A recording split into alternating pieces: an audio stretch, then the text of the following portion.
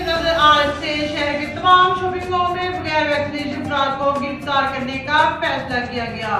DNA news के मुताबिक commissioner office Lahore में कोरोना के पेश नजर अहम इजलास हुआ, जिसमें कोविड एसओपीज और वैक्सीनेशन के हवाले से सख्ती का फैसला किया गया। इजलास में वैक्सीनेशन न करवाने वाले सरकारी मुलाजमीन के खिलाफ पेड एक्ट के तहत कार्रवाई का फैसला किया गया। इसके अलावा लाहौर में थाना सतह पर कमेटियां बहाल करने, इंडोर शादी की तकरीबात पर मुकम्मल पाबंदी, जबकि आउटडोर में भी मुकर्रर तादाद को चेक किया गया। कमिश्नर लाहौर ने कहा कि हमें कोरोना की चौथी लहर का सामना है, लोगों की गफलत से तेजी से फैल रहा है। आज से इंतजामिया और पुलिस चेकिंग करेगी। वैक्सीन न लगवाने वाले शहरियों को शहर में कोई सहूलत नहीं दी जाएगी। शॉपिंग मॉल में बगैर वैक्सीन के अफराद को गिरफ्तार किया जाएगा।